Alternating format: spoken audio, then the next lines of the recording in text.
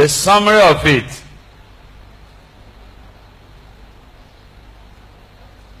The summary of it is that we cannot run away from this stark reality that Nigeria has to be restructured. Whether it is the restructuring that gives more powers to states or a return to the regional arrangement of the past, or the restructuring that allows parts of the country that want to go and stand as independent nation, whatever that restructuring means, we must not run away from it.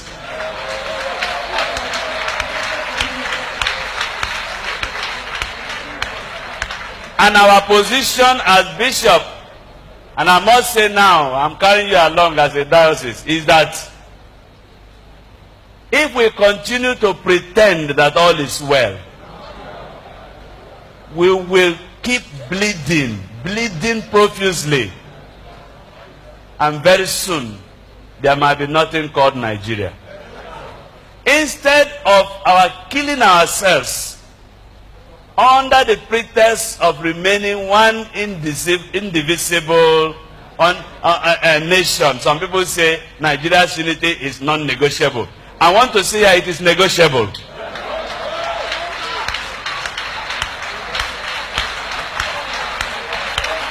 This thing is like marriage. You don't force two people to get married.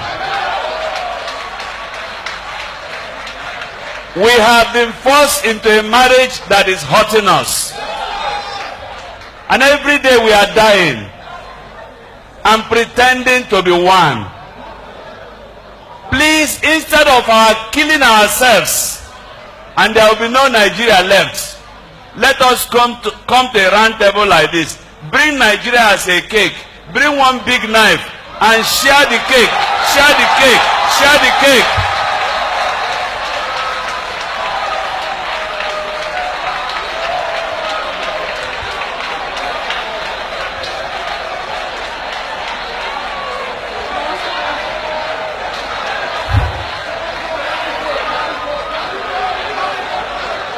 Praise the Lord.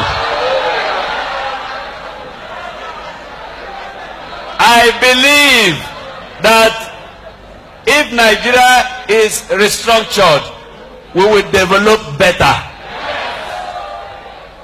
I believe that if Nigeria is restructured, we will respect one another.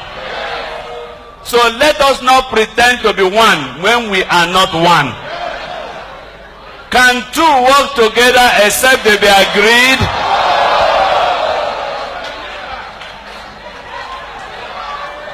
Our leaders must shun all forms of hypocrisy and support this move. From the architecture of this problem, those waiting for the agitation to go away may wait forever. The time to act is now.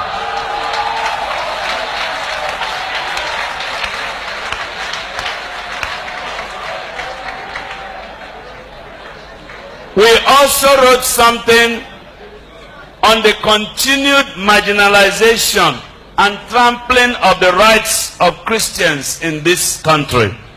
It is so bad.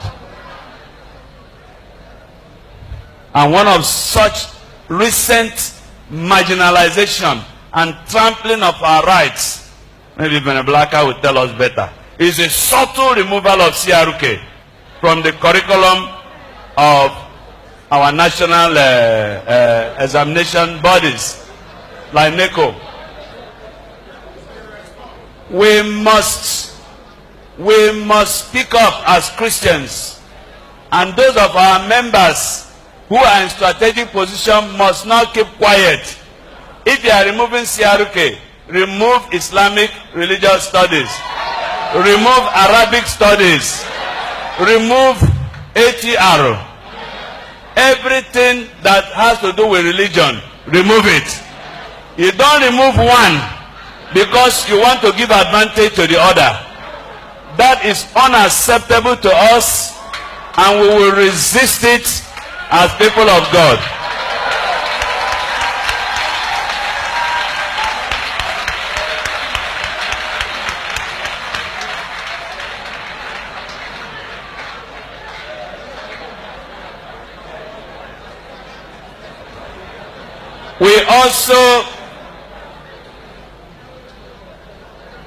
We also wrote something on careless and unguarded utterances by our political leaders. Much of the tension in this country is caused by what our leaders are saying. When a governor will say, I will not guarantee the safety of a Christian who eats during Ramadan, that governor is careless, irresponsible, and does not deserve that public office. Because when we are fasting, we are not compelling other people to fast. So why should Christians not have liberty to eat? Because other people are fasting. That is an irresponsible utterance by a governor. And it is not helpful to this nation. Our leaders are known to make volatile statements. Political leaders, traditional leaders, leaders of the National Assembly, leaders in the executive. It will not help our country. So our leaders must be careful. If we want to remain as one, we must avoid saying things that will provoke the other section of the country. It's a warning. It's also an advice. So we enjoin all political leaders to watch their utterances. The security and well-being of the country, of the citizenry, is of much more importance than primordial political gains or religion. The polity is already heated, and the fabrics of our national cohesion terribly stretched. The careless utterances by our leaders in the guise of defense of ethnic, political, and religious interests is enough fire to set the nation on the path of self-induced conflagration with telling consequences. If truly we treasure our continued existence as a people of one nation, the present-day government and its security apparatus must appear and act at all times in a fair and just manner when issues of hate speech heat up the polity. Inasmuch as we commend the acting president Osibanjo's actions and series of meetings to arrest the situation, we demand that the government must divest itself of every vestige of partiality and religious bias when these issues occur. Mere condemnation of such utterances without any form of action to punish offenders amounts to bare-faced hypocrisy and nothing more. Nigeria is bigger than any person, political affiliation, or religious fanaticism.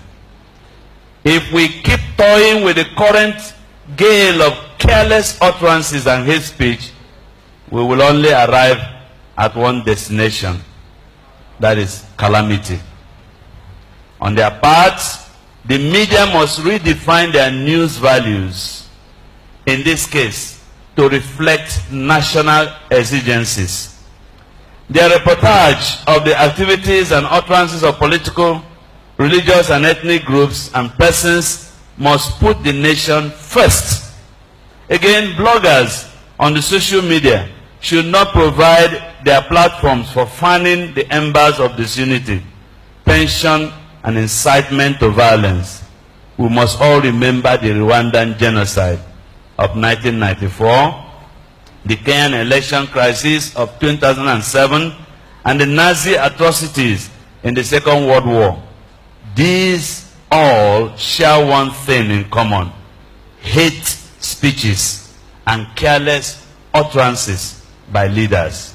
In summary, our position on the state of our dear nation is that our leaders, and indeed the citizenry, must imbibe a culture of discipline in all we do to solve our myriad of problems.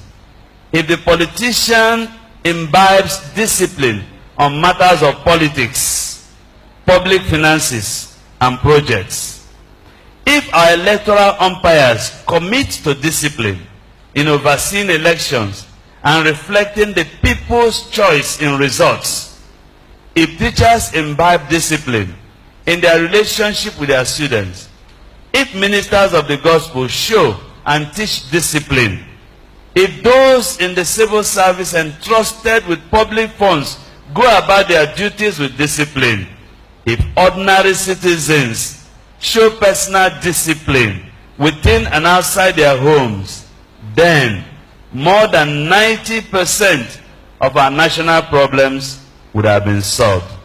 A nation without discipline is dead on arrival.